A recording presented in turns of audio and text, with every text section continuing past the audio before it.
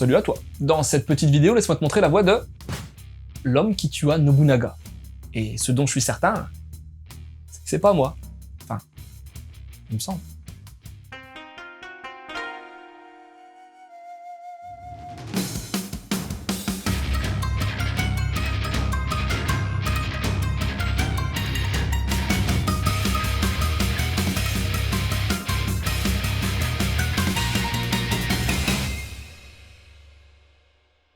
L'histoire du Japon retient le fameux incident de Honnoji, au cours duquel Nobunaga Oda fut trahi et assassiné par Akechi Mitsuhide, son fidèle vassal, avant d'être lui-même tué.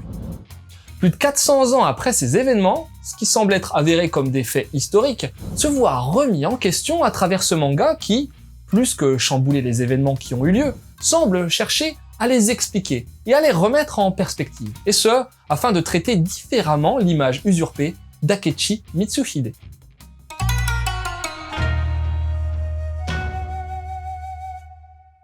Refaire l'histoire. Voilà la sacrée ambition de ce manga, qui est en réalité l'adaptation du roman L'incident du Honnoji, la vérité dévoilée 431 ans après.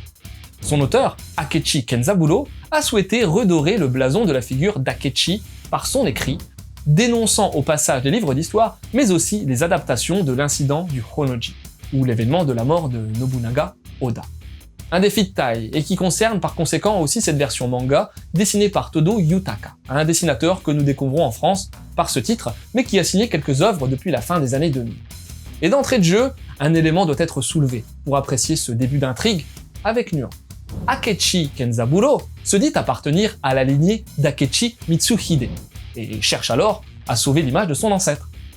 Une sorte de conflit d'intérêts presque, ce qui fait redouter une hagiographie à l'image de l'empereur du Japon. Une hagiographie, c'est une biographie hyper élogieuse.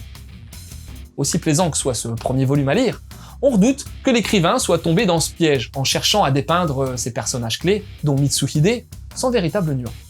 Le guerrier est rapidement montré comme une figure noble et réfléchie, citant les adages de guerre chinois avec le plus grand calme qui soit, tandis que Nobunaga Oda est montré comme séduisant et charismatique, honorant les descriptions qui lui sont faites, et posé à la manière d'un calculateur, un poil cliché quand même.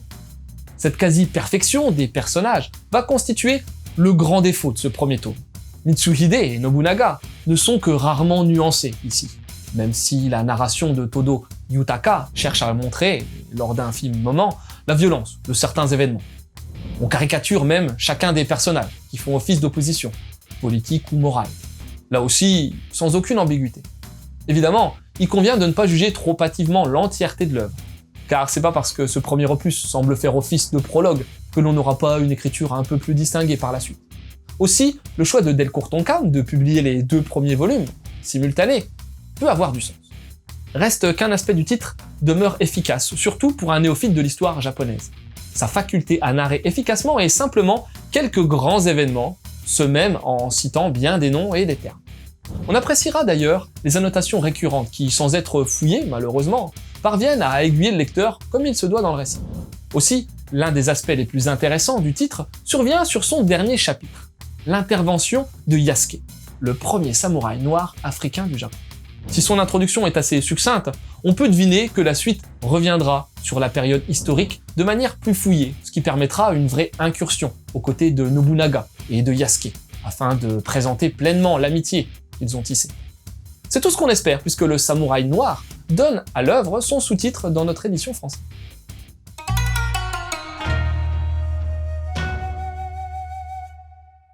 Alors quand bien même le récit proposé dans ce premier tome sera sujet à débat, le trait de Todo Yutaka sera moins matière à contrôler. Celui-ci est fouillé, c'est planter des personnages charismatiques et dépeindre une période grave avec ses nombreuses nuances graphiques. Les scènes de bataille tout particulièrement procurent une immersion au top, à grand renfort de planches magistrales qui mettent correctement en exergue le côté destructeur des guerres d'autrefois. Néanmoins, rappelons qu'il ne s'agit là que d'un premier tome, sur les 8 que comprend la série. Et parce que ce volume sonne comme une introduction, repassant en revue l'histoire conjointe des 2 personnages centraux, on espère que la suite redorera le blason de la série, plus que celui de Mitsuhide. Concernant l'édition, elle est on ne peut plus satisfaisante, et les couvertures impactent vraiment bien, notamment avec l'illustration en plan serré, combiné à la dorure du titre et au vernis sélectif de l'épée.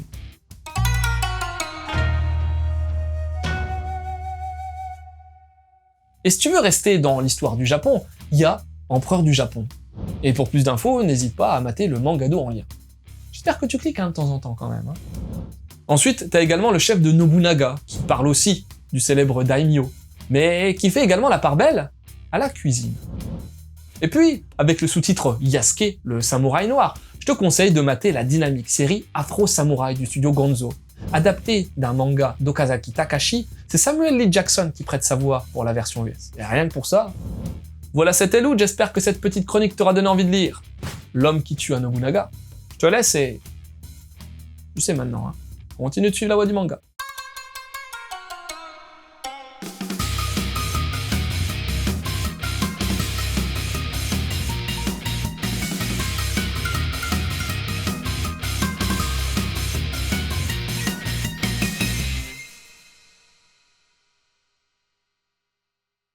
Quand je serai mort, j'espère que mon arrière petit-fils tentera de laver mon honneur.